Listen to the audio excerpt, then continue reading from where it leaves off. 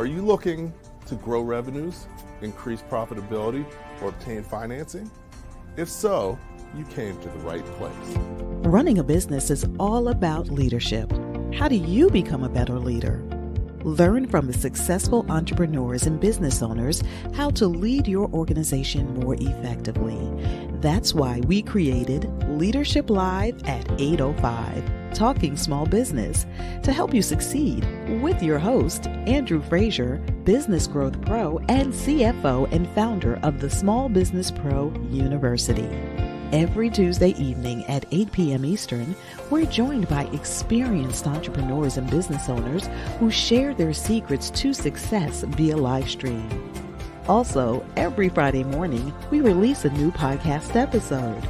Either way, you will learn about developing your business leadership skills from our roster of highly performing guest experts. Leadership Live is one of the many valuable resources provided through the Small Business Pro University, empowering business owners to learn, profit, and grow. Find out more at sbprou.com.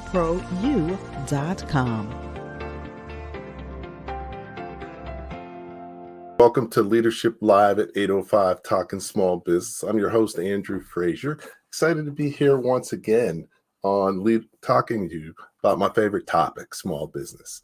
As you know, each week we have a tremendous guest who really shares his expertise in the area of small business. Our goal is to help you become a better leader, because the success of your business is going to be based on your ability to lead it. So that's what it's all about. Today we've got Eric Recker. He's doing some great things and really has, focused, as a business owner, and really evolved to talk, to really put together a book and a methodology on how you can focus on what's most important.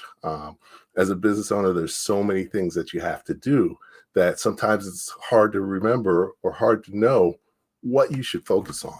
So that's one of the things we're going to talk about tonight, to really help you be more focused, more confident, and more successful in your business. So tonight we've got Eric Recker. How you doing, Eric? Welcome. Doing great, Andrew. Thanks for having me. Okay, great. Excited to have you on the show. We had a chance to chat about some of the great things that you're doing, and really some of the key things you learned as a business owner that you're now, putting them together and helping to share them with other business owners. So to make their journey easier, better, and faster. So definitely excited about really chatting with you about that, how they can learn, and look forward to learning some stuff. I learn something every week. So, definitely looking forward to it. So, you know your background better than me.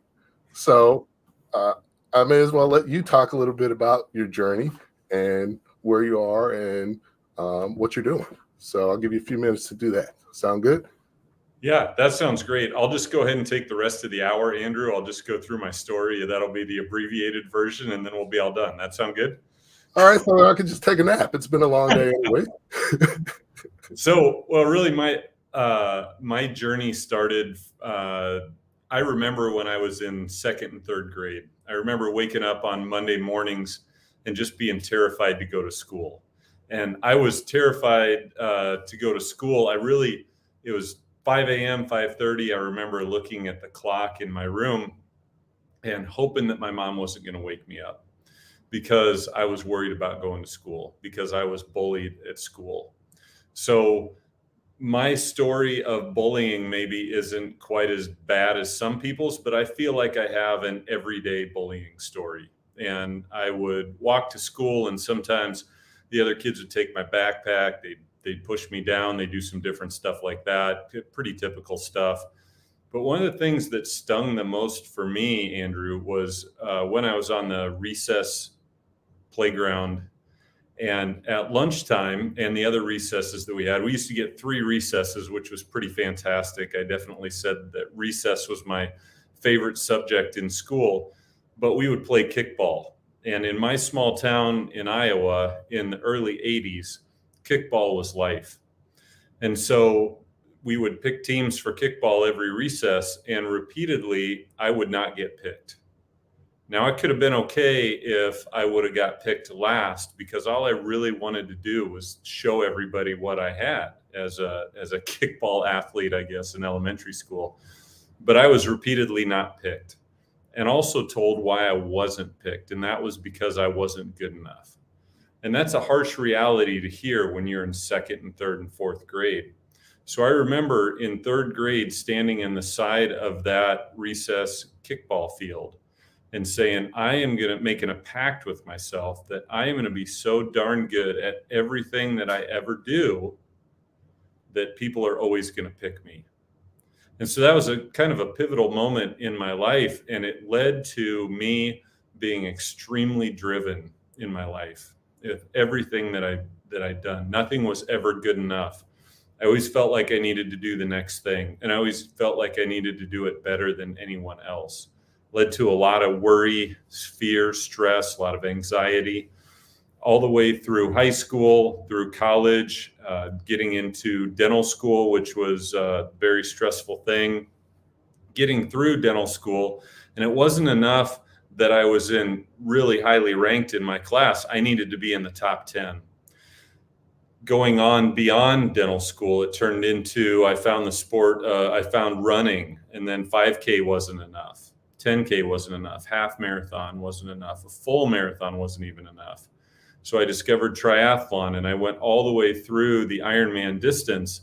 And it wasn't actually until I was atop a mountain in Colorado that I realized, if I don't know why I'm climbing the mountain, I'm not going to find the answer at the top. So I've been a mountain climber my whole life, sometimes a physical mountain and sometimes just metaphorically, the way I've driven myself so hard. And so I went through several cycles of burnout in my career as a dentist, and especially big cycle of burnout as COVID started. Our office was closed for 8 weeks. We didn't know it was going to be 8 weeks. We had no idea how long it was going to be. So I had to sit in that, and I had some discretionary time, which was something that I hadn't had before. And during that discretionary time, I made a commitment to spend some quiet time every day. My commitment was to spend 30 minutes of quiet every day. Now, I failed miserably to start with that. I think the first time that I tried to sit in quiet, I think I looked at my watch about 45 seconds into that first 30 minutes, thinking I had to be close. But through that time and stilling my mind and finding that quiet space, I learned that there might be more to life than just dentistry. So through a series of self-awareness and self-discoveries, I discovered the concept of win the now. And we'll talk a whole lot more about that, I'm sure, over the next hour. But through that, I also felt called to do some writing. And so that's when I started writing, and I actually ended up writing a book called The False Sense of Urgency and How to Win the Now, which was hugely transformative for me because I needed to learn a lot of that information in that book. Through the process of another cycle of burnout, getting very close to selling my dental practice and walking away, I was able to connect with another dentist who is now my partner in my office. And I have gotten to a point where I'm able to be in my dental practice 3 days a week and work on my coaching and speaking the other 2 days of the week, sometimes 3 or 4. I really enjoy it, so it spills into Saturday and Sunday sometimes. But my goal is I've been through this whole journey of burnout and climbing, achieving, never feeling like I'm good enough. And my goal is to help other people shorten the distance to where they want to be instead of having to go through some of these side roads that I had to go through. And that's kind of where the win the now concept comes in. And that's where I find myself today. So that's kind of me in a nutshell, Andrew. Okay, excellent. So, definitely your story. I love hearing people's stories because everybody's story is different. And, definitely, you're started early in life. A big piece of mine was my brother and I had our first business in fourth grade. We ended up getting a paper route, working 7 days a week for 5 years. So, definitely, your formative years really have an impact on you. So, but a lot of times it drives you because you wouldn't be the person you are if that hadn't happened. So that's key. I have a quick question for you, just from someone who wants to know where you are. Where is your practice? Yeah, great question. I am in a town called Pella, Iowa. So I am southeast of Des Moines, about an hour. And if you've never heard of Pella, we're famous for a couple things. One is our Dutch heritage. So we have a 3-day festival in May called Tulip Time. And then we also, if you've ever heard of Pella Windows, we are the home base for Pella Windows. So we're a town of about 10,000 people, so pretty small. Okay, excellent. So yeah, very familiar with Pella Windows. Actually, Home Depot is one of my favorite stores. So I've spent a lot of time looking around at that type of stuff. Yeah, I can relate. Excellent. So we're going to really dig into some of the things you talked about. Really focusing. You talked about how you were achieving, but you didn't really know why, and figuring out how to take some time to yourself to really understand who you are and who you really want to be. So that's cool. So what we're going to do before we dig into that is we're going to take a minute for a quick commercial. We recently put together a community for entrepreneurs and business owners called the Small Business Pro Network. So we're going to show you a little bit about that. And we have a special deal available for people who join before Labor Day. So here's a little bit about it. What's the ultimate business ecosystem for helping entrepreneurs to accelerate and grow their businesses? Of course, it's the Small Business Pro Network. I got to say, I'm glad I trusted you with your plan because and I like the plan, but we are, there's no guarantees and it is a journey, but we're getting there and we're making real solid progress. Andrew helped me with the growth plan for my business and also in the financial side. So we're able to get loans. I thought it was great, good practical information that is good for both entrepreneurs or budding entrepreneurs.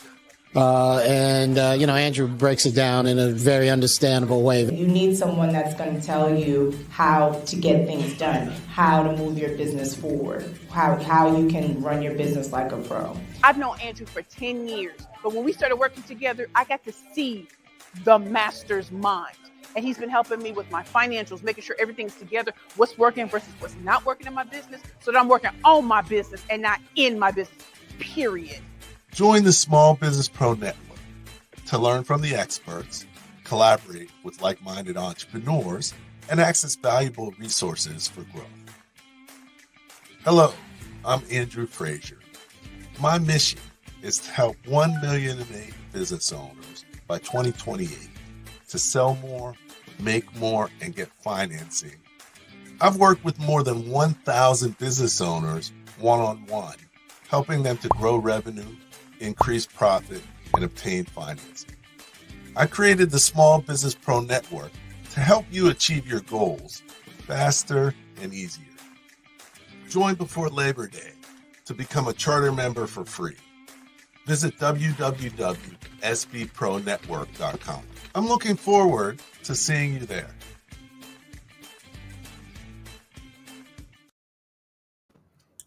Okay, welcome back. I'm here with Eric Recker talking small business, and really looking forward to really understanding some of the concepts that really have driven you to what you're doing now.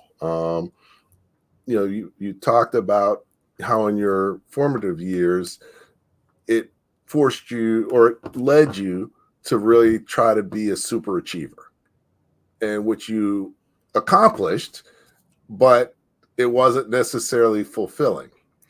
And, you know, how did you come to that realization? And, you know, what was it that really made you step back and try and do something about it? Yeah, so I don't regret that I pushed myself as hard as I did, because it's helped me. You know, a lot of the things that I have in my life are because I've worked so hard for those things. But a lot of those achievements, I didn't understand at the time why they felt so hollow. I would get done with one thing, I would achieve whatever I set my mind to, and then I would be right on to the next thing. When I was doing triathlon, you know, I didn't take any time to celebrate the finish line. I was already looking forward to what's the next one I can sign up for? What's the next thing that I can do? And it wasn't until, like I said, several years ago on that mountaintop in Colorado, and I was actually preparing for another race that was going to be a few days after that. And we decided to climb that mountain just kind of on a whim that we wanted to do that as well. And I got to the top of that mountain, and the other people I was climbing with, I got up there a while before them, and I was just looking around. I thought, I don't know what I expected to find at the top of this mountain, but it's not here. And that lesson really translated to a lot of the other things that I had done, that there would always be another mountain. There would always be something bigger, something better to go after. And I'm not for a second, Andrew, saying that it's a bad thing to go after things, but I think you have to know why you're going after those things, or else you're going to be left with a bunch of hollow achievements. I have a whole box full of medals from triathlon. I don't think I've looked at them for more than 5 years. I may get them out sometime just to remind myself of that lesson that I've learned, but we have to know why we're striving. We have to know why we're pushing, or else we're just going to keep pushing. And I think that is something that can definitely lead to burnout if we're not careful. Okay, no, definitely. You know, one thing that I do when I'm working with people, and actually the first chapter of my initial book is called How Did I Get Here? Because, you know, it's important to understand where you are, but how you got there, but also envision where you want to go, and lay out the steps to get there. You know, a lot of times, you know, if you're just focused on achieving things, you don't step back and look at, you know, why am I doing this? How did I get and ended up doing this? And is this really what I want? Is this where I want to go, or where do I want to end up? So definitely easy to do that. You know, we all fall into that trap. So it's important to, even at least annually, to find a way to step back from your business, plan for the coming year, and just really think about where you are, why you're there, and where you want to go from there. So definitely that's key. You know, it's great to accomplish things, but there's always someone richer. So, you know, you can't. Oh man, that is so true. And I think one of the things that was really tough for me is that, and I'd never even heard of this concept, but I had never defined what success looked like for me. Mm-hmm. And if you don't have a definition of what success looks like, in your mind, success is always going to be the next thing, right? Yep. It's always going to be the next thing. So, oh man, if I just do that, then I'll be there. If I just get the house, I'll be there. If I just get the car, I'll be there. It's not bad to get those things, but why are you getting those things? And when are you actually going to say, oh, this is the good stuff. This is actually what I was working so hard for. Let's celebrate this a little bit. And I'm sure you talk to people about this as well, but my definition of success at the end of August in 2023 looks a whole lot different than what my definition of success was in August of 2020. Mm-hmm. And so I think what you said is super important, that at least annually, and sometimes in seasons of busy transition, change, all of that, we might have to look at it a couple times a year, almost quarterly even, because our definition of success, I think, evolves. Yep. No, definitely it evolves. Our personal situations evolve. So that's key. I got a couple questions from Sheldon, so I want to make sure that we get them. So he's interested in dental hygienists and the need for that. And any thoughts on how do you set up a business as a dental technician? Yeah. So, boy, it's a good time to get into the field. It is really hard. The dentistry is not spared from the rest of the marketplace. It is hard to find hygienists. It is hard to find assistants. I know that dental labs are having a hard time finding dental lab technicians. So most of those, at least in Iowa, are community college training dental assistants. A lot of offices will do on-the-job training for them. Hygienists, usually a community college, go through a program there, and dental technicians as well. Great. Definitely appreciate your question, Sheldon, and hopefully that gives you a good feel for it. But the outlook is good, so that's what's most important. And we've got Eric's info in the so if you want to reach out to him via LinkedIn, I'm sure he'd be glad to connect with you. And if you want anybody who wants to communicate him, it's available. It's in the chat as well. So definitely don't hesitate to do that.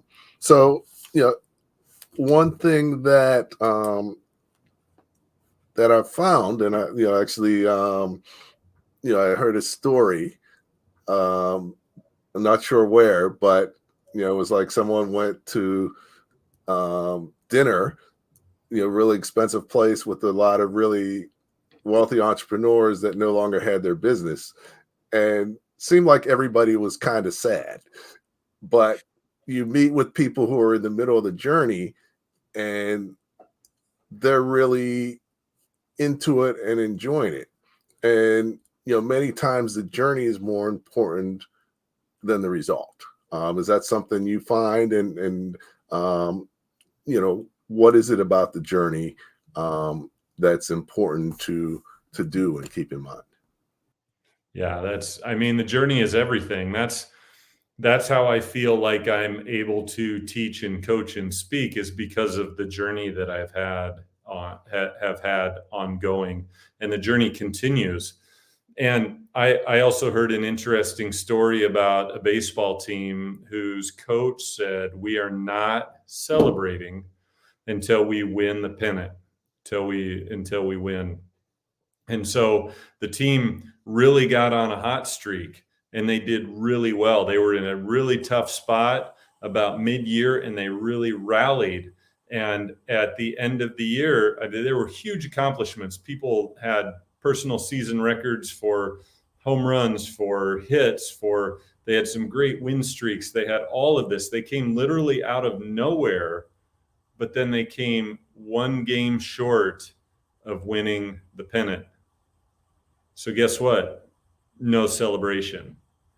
There were all those accomplishments, but no celebration. So I think it is important when we're on the journey that we break the journey into bite-sized chunks.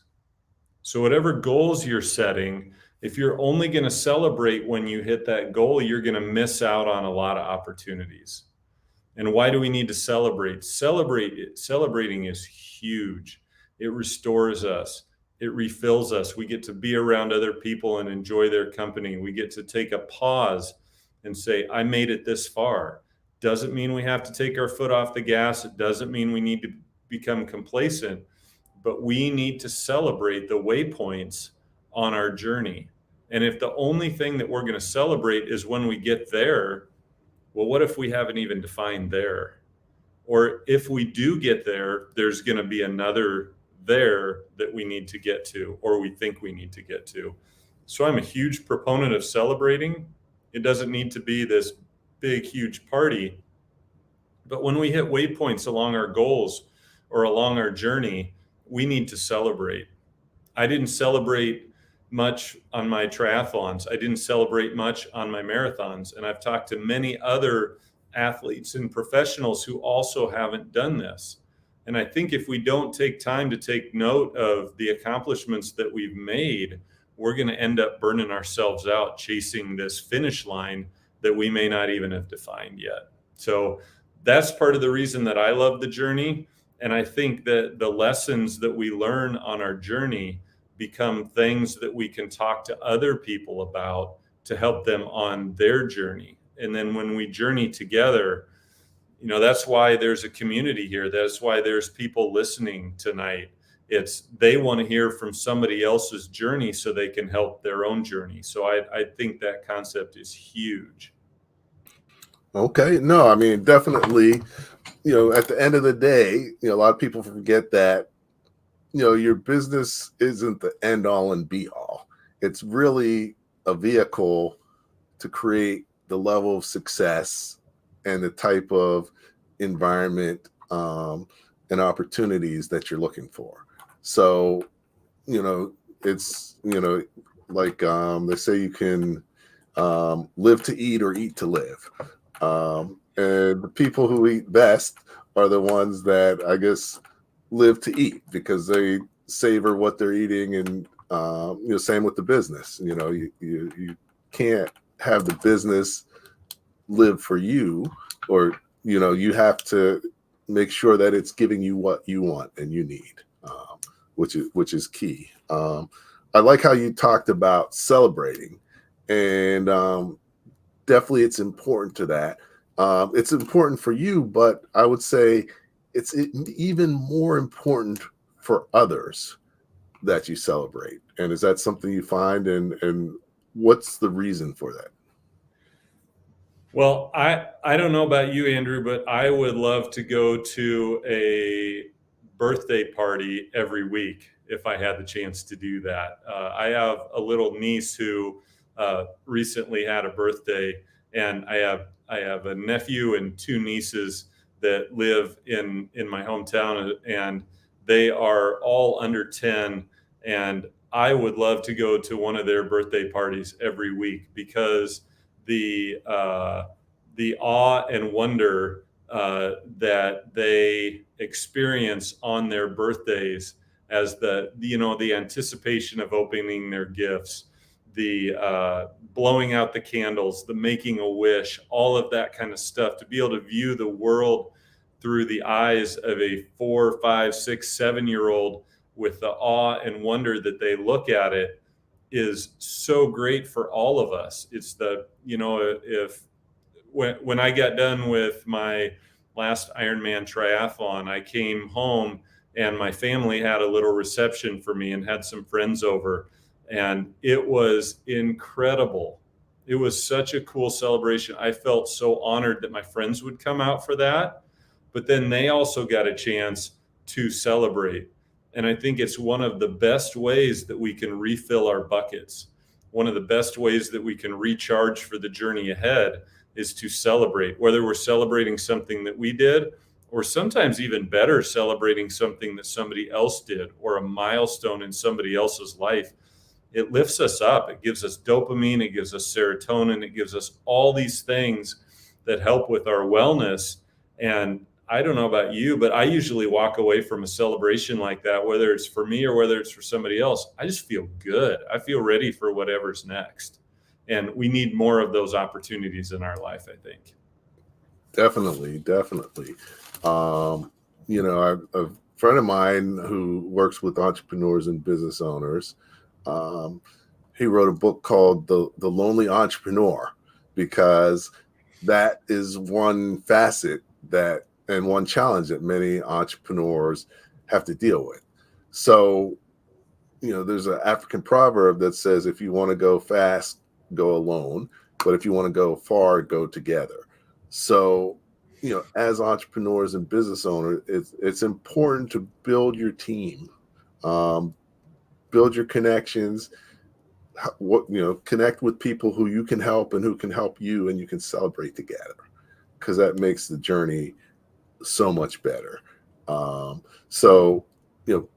Figuring out, that's one of the reasons we created the community, because it's a way to link entrepreneurs and business owners to like-minded people who can help them and who you can help. So by Labor Day, it's free. So I encourage you to take advantage of it if you haven't already. So, so we're talking about, really the journey. One other thing you mentioned was win the now. What does that mean, and how does that work? Yeah, so win the now in really simple terms is the mindset of presence, being present to the current moment that you're in. And really, if we think about it, Andrew, the only thing that's guaranteed is what's right in front of us right now.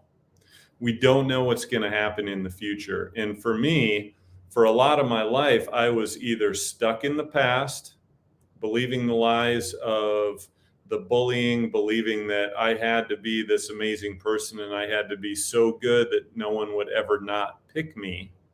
I was stuck in that. And I was still working on that, kind of the old software version, if you will. Or I was worried about the future. I was worried about a decision that I had to make in my business. I was worried about the outcome of a treatment that I did with the patient. I was worried about any number of things that might come on the horizon. And if we're stuck in the past, or if we're worried about the future, both of those rob us of what's most important, and that is the now. So doing everything that we can to try to be present to the current moment. Well, how do we do that? Well, first of all, we have to know in our lives what now looks like. So in this hour, for me, and I think for you, Andrew, what's most important is that we are attentive to this podcast, that we are delivering good value to your listeners, that we are providing lessons for them on the journey. I think that is super important. And also other wins in this moment look like you and I having a great conversation, you and I uplifting each other so that we can uplift others, answering questions that people might have so that they can get information. So I look at all of basically what I do is I look at the different nows in my life and what does a win look like. So I'm a dentist, and I'm a dentist 3 days a week.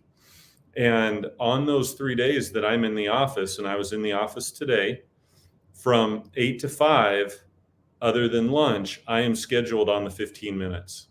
So that's how our schedule works. So I try to break my day into 15-minute chunks. And I think in each of those 15-minute chunks, what does a win look like? So for a patient interaction, a win might look like we have a great conversation. A win might look like painless anesthetic. A win might look like doing a great filling or a great crown, whatever procedure we do. For one of my hygienists, it might look like the person getting their teeth cleaned. It goes really well. They make a good connection. And then I move on the next patient.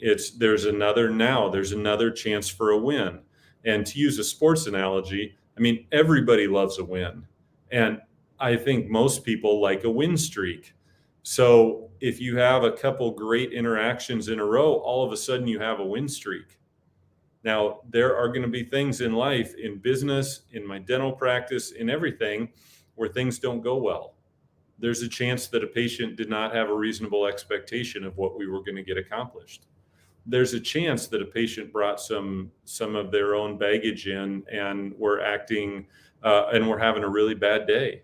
There is a chance that a procedure doesn't go great or the anesthetic doesn't work like we expected it to. All those things are possible. But if we see that if something doesn't go the way we want it to, and we see it as a loss, it's easy to look at the rest of our day based on that one moment and say, today was a bad day. But the reality is that there's another now right around the corner, and you have a chance to get another win in that. So if you take a loss, that's okay. Learn what you can from it. Maybe write it down so you can revisit it later and see what there is to learn from it. But most importantly, move forward, because there's another chance to take a win going forward. And then when I leave my dental practice, I think of when I'm at home with my family having a meal. What does a win look like? A win does not look like all of us being on our phone. A win does not look like all of us being distracted. But a win looks like us having a conversation about what the best part of our day was. What was the worst part of our day? What is something that we're looking forward to tomorrow? Being engaged in that present moment, all of us being in the same place, mind and body, so that we're not stuck in the past and we're not worried about the future. So when I coach people on this, I encourage them to look at the different parts of their life and what does a win look like in those moments. And through that, I've had several people be able to say, okay, this is where I'm getting distracted. This is where I'm becoming unproductive. This is where I'm spending too much time on my phone or on Netflix or some of these different things that distract us, and really being present to the moment. And it's really helped with their primary relationships. It's helped with their productivity, and it's helped them moving forward, really focusing on being in the present moment. So that's basically what Win the Now is. Okay. No, that's great. I think one key thing that you're talking about, and really the pandemic brought out in a good way for me, is your calendar and your schedule. And really, I live by my calendar and my schedule now, whereas not as much so far. But by doing that, you're able to know what you're focused on, and know that it's the right thing to focus on. I'm not quite down to 15-minute increments, though. I'm still at hour increments, but I will work on that. Well, but that's for me. So most people, though, that I know their schedule isn't that tight. Mm-hmm. So for you, it might be an hour or it might be 45 minutes, but whatever. So you define your now and you figure out what a win looks like in your now. I need that, because on the days that I'm not scheduled by the 15-minute, those other days, I have some more discretionary time. And if I'm not careful with my time blocking, then I can, you know what I mean when I say a squirrel moment, right? Where you're going along and all of a sudden you're like, squirrel to the side. If I haven't given myself the gift of knowing what I'm doing in those times, then man, right. I'm a squirrel chaser. Watch out. Yeah, no, definitely. It's easy. I think that I saw a TED Talk by a guy, and he was like, most successful entrepreneurs have ADD. So, and my wife says I have ADD, so I probably do. Yeah. I'm still not gonna commit to that yet.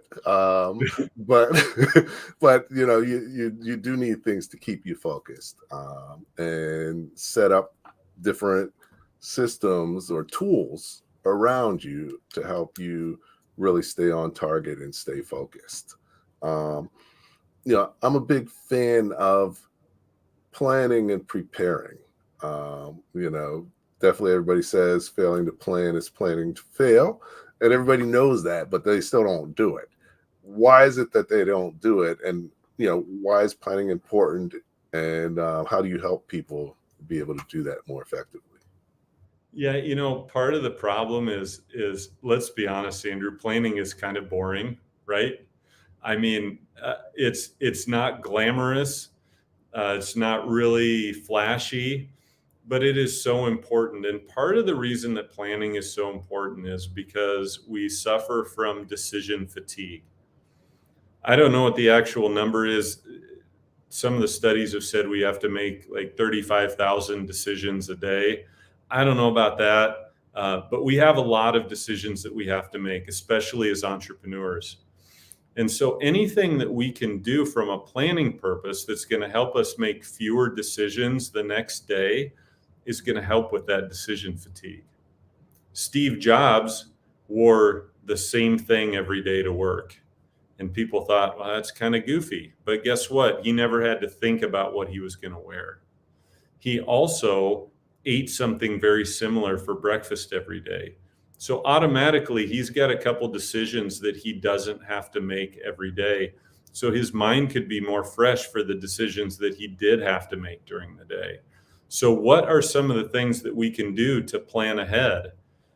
You know, I like to take a Sunday afternoon and I like to take about a half hour, and it's a gift that I give myself. I get my planner out, my calendar out for the week, and I just kind of take a look at it. Part of it is because I don't want to be blindsided by anything that's coming up, but also part of it is to see where I might have some pockets of time and what I might want to do with that time. And part of it is, oh boy, I have this big meeting on Wednesday. What do I have to do to prepare for it?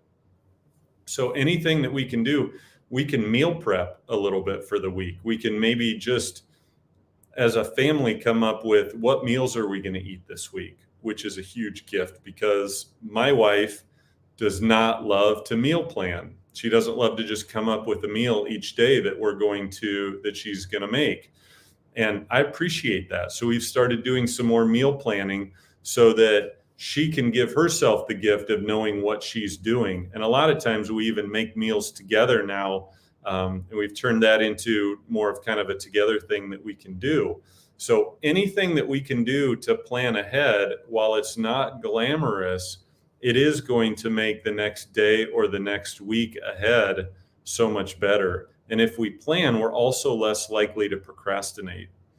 And procrastination, I mean, we all know how bad that is and we know how easy it is. But if we give ourselves the gift of kind of knowing what our week is going to look like to the best of our abilities, we've given ourselves a huge head start over where we would be if we didn't do that. Okay. No, that's great. I mean, definitely knowing what's coming at you helps you be more confident and allows you to be more focused on the now, because if you're worried about you don't know what's happening tomorrow and you're thinking about it, it just takes you away. So makes a whole bunch of sense. Do have another question for you from Sheldon, so I want to make sure we get that before we close out. And I'm sure you run into this, but how do you convince people with tunnel vision as far as a fear of change? Wow, that's a great question. It's a great question. So, the thing is, I think at some point we have to find a way to become friends with change, because the harder we try to fight it, the harder it's going to be for us to accept it. We live in a constantly changing world. And I think it's really easy for us in our time of distraction. We've never had more ways to be distracted through our phones, through streaming services, through all of those things. And when we get so focused on those things, I think it leads to tunnel vision and it leads to really self-focus. But when we look around at the world and we see how fast things are changing, I think it is really important for us to make friends with change, because our world is going to change. I was just having this conversation with another dentist who works in our practice, and she just took her daughter to college. And I just took my son to college a week and a half ago. So we have both endured big changes in our homes. For my wife and I, that turned us into empty nesters. Now for her, she has one child at home. And what we talked about, and your question is great because we just talked about this today. The thing about change is that it is going to keep happening.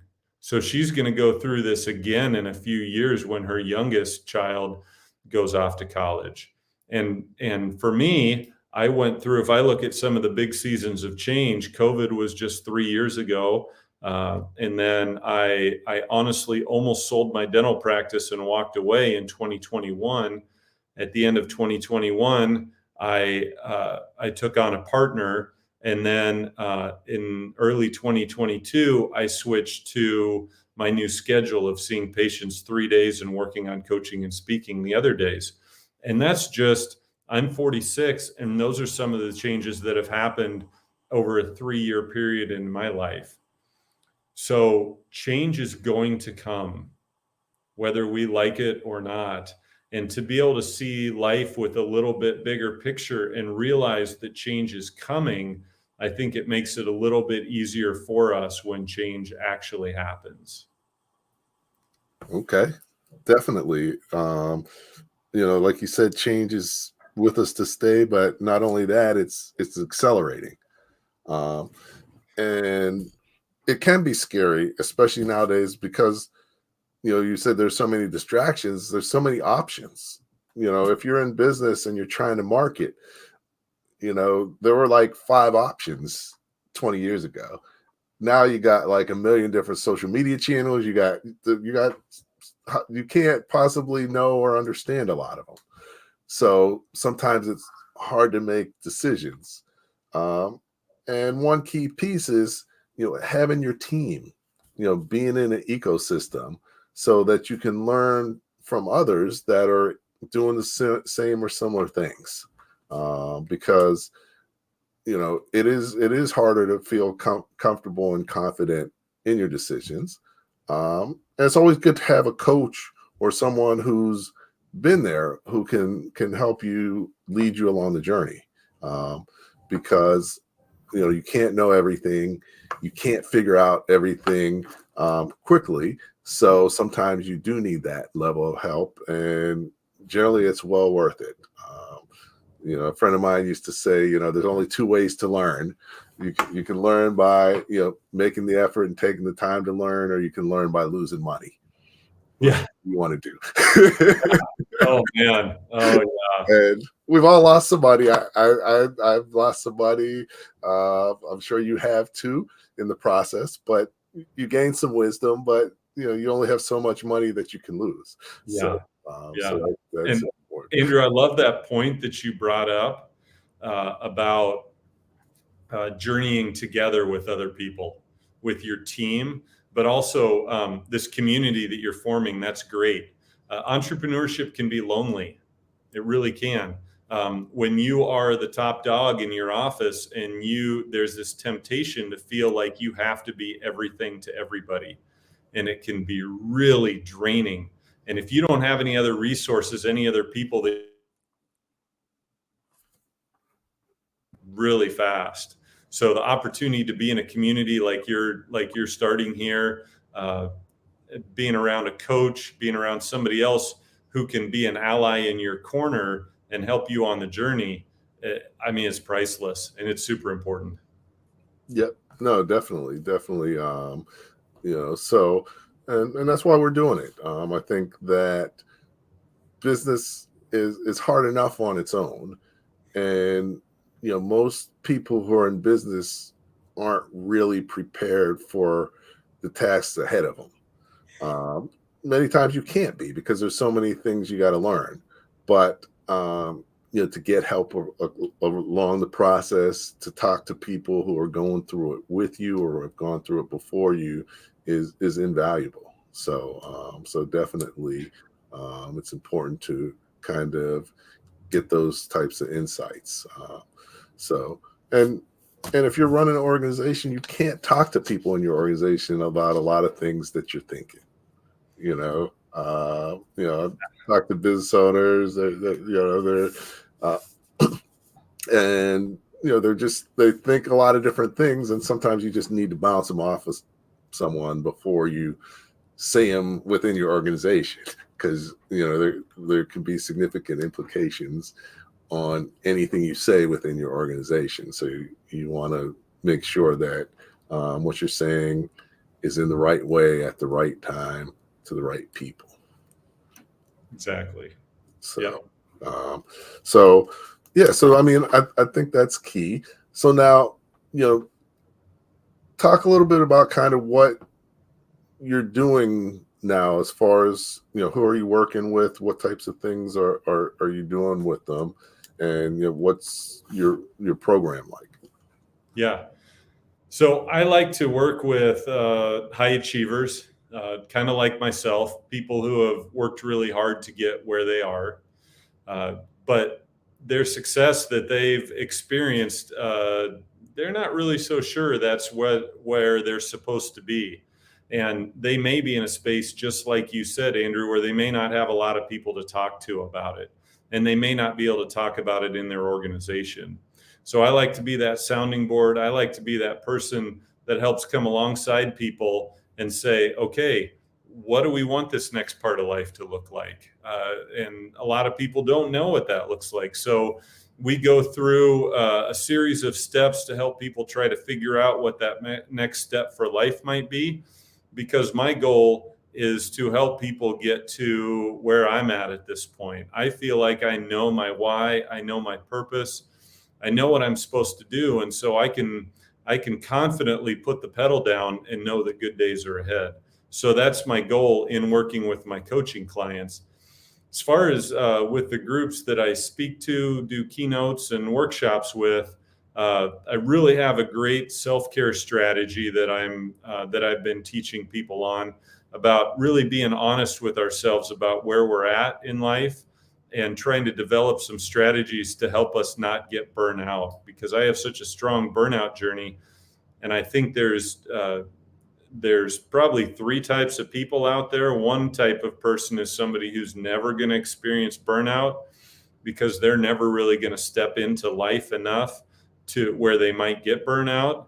The two other people are people who have experienced burnout, and then people who are lying to themselves about whether they've experienced burnout, because I think it is so insidious in our lives, and it's only getting worse. So those are a couple of the things that I like to work with people about. Obviously, like to help people incorporate the Win the Now strategy into their lives, and also talk about the lessons that I've learned from climbing several mountains. No, definitely makes sense. I think that you probably encounter things like I do. I work with a lot of people on their financial management, and a lot of times they need financing or have cash flow issues, but they don't really come to you until it's like the ninth inning. So most people probably come to you just before or actually during burnout. Yep. And what do how do you encourage people to come before it gets to that? Because I think a lot of times that can be difficult. Yeah. So one of the things that I offer on my website is a free 5-day knockback burnout challenge. So if you sign up for it, completely free, no obligation, no sales pitch, any of that kind of stuff. But if you think you might be starting to feel burned out, and even if you're really burned out, it's okay. The first step, it will send you these 5 emails over a series of 5 days, and it will help you see some steps to try to say, okay, I can do this. I can get through this. It's scary, but I'm going to make it through this. And so I think I would love for people to come talk with me at the first hint of burnout. But unfortunately, I think a lot of human nature is people want to reach out for help then, but they can't convince themselves to reach out for help until it's really bad. And, the worse your problem is, the harder the solution is going to be to get back. But no matter how far gone you are, no matter how far down you are in burnout, and I've actually been to the point where I was about 2 months away from selling my dental practice and walking away from it, which would have been the worst mistake of my life at this point. And I really wish that I would have raised my hand for help before then, because it would not have had to get to that point.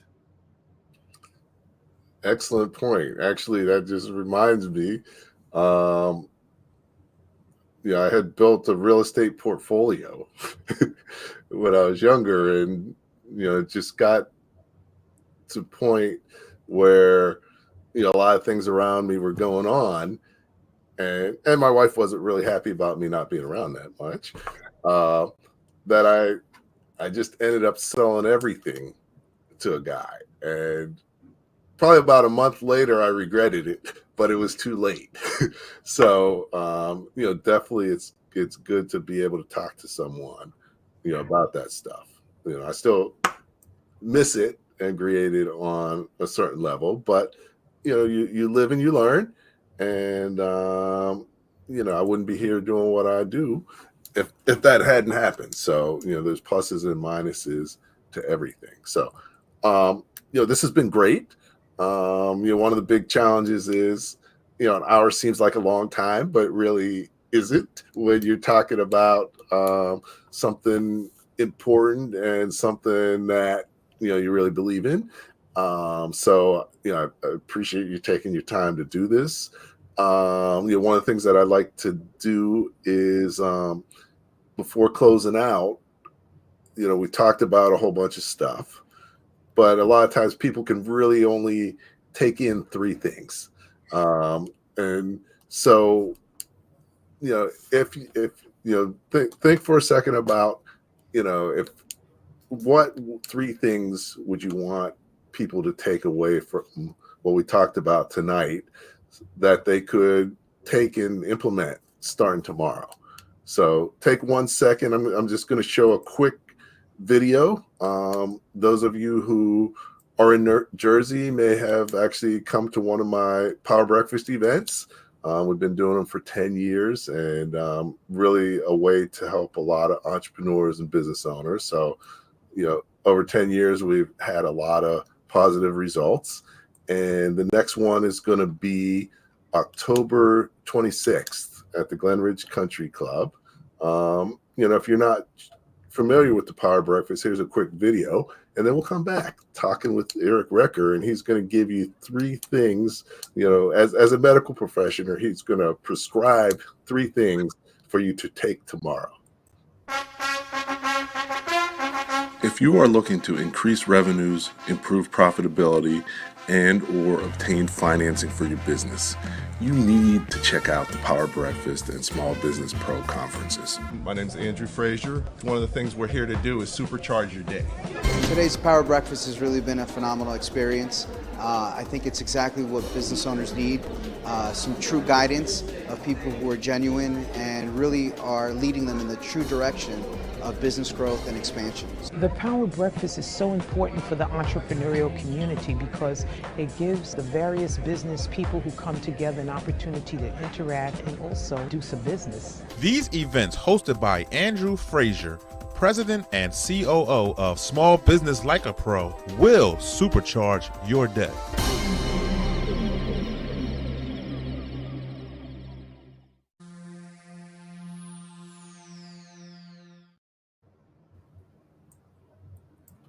Great. I've been here talking small business with Eric Recker. We've covered a lot of great topics, some valuable things that can help you be more successful, be more focused, and really be able to create a better journey for you along the path. And, that starts by winning the now. So, Eric, what are the 3 things people should get started, take away and really start to work on and utilize in their business and their life? Yeah, I'd say the first one is just the win the now concept. Doing what we can do to live present in our own lives, not stuck in the past, not worried about the future. So that's a huge thing. Just being present for yourself and for those around you. Another one would definitely be know why you're climbing the mountain. Because if you don't know why you're climbing the mountain, you won't know when you get to the top. So whether that is sitting down with a blank piece of paper and defining what success looks like for you right now, or whether that is really just honing in on what it is that you hope to achieve, but definitely know why you're climbing the mountain. And finally, don't journey alone. There's no reason to journey alone. There's a lot of like-minded individuals in this world. If you're not sure where to start, a coach is a great place to start. Someone who can help guide you, share their journey with you, help shorten the distance from where you are to where you want to go. But when we're isolated and we try to do it all by ourselves and think that we have to have all the answers, it's dangerous. So don't journey alone. So those would be the 3 things I would say, Andrew. Great. Great. No, so basically your prescription is focus on the present, envision the future, and go with friends. Man, you got it. Nailed it. All right, excellent. So now this made me think about a commercial that I used to love. I might be a little older, so you might not have seen it, but there used to be a commercial with Dr. J and Converse, and there's a kid, someone saying, "Hey, how do I learn how to play basketball like you?" And he took out 2 Converse shoes and he said, "Take 2 of these and call me in the morning." Oh, I love it. I love it. So, but definitely lessons from someone who is not only just talking about them, who has lived them and helped other people to learn them, which is the type of people we have on the show. We're talking with people who aren't just talking about stuff that they've heard about or read about, but they've actually had businesses, and it's great to have you today. So thank you so much for that. So hang out for a minute, and I'm going to close things out, and we'll sort of go from there. Thanks, Eric. All right. So another great show. Definitely enjoyed talking with Eric, and really look forward to revisiting this, because we did cover a lot of great stuff. But definitely, I think I'll benefit. It makes me think about things, and hopefully you as well. So that was great. I appreciate the questions and comments from the audience. Those are always appreciated, because we do it for you. So if there's something you want to know, definitely, we invite you to ask about it or share. So that's perfect. Next week, we have an interesting show coming up. Actually, we're going to have 2 guests. They're co-authors of a new book, and we're going to talk about how to avoid getting sued and stay out of court. Definitely, getting sued is bad, and going to court is even worse. So that's something that we're going to chat about, because in business that can and does happen, but there's things that you can do to avoid it. So tune in to learn some of those secrets, and look forward to catching you again next week. So definitely continue to check things out. I'm going to put info about the Power Breakfast in the chat. I'll put the website link so you can actually register, and appreciate your interest. And we're going to get ready to close things out. So at the end of the day, if you're a business owner, the more that you know, the faster and more successfully your business is going to grow. Thank you for listening to Leadership Live at 8:05, Talking Small Business. Subscribe to our YouTube channel and to the podcast on your favorite podcast platform. Leadership Live is one of the many valuable resources provided through the Small Business Pro University, empowering business owners to learn, profit, and grow. Find out more at sbpro.u.com.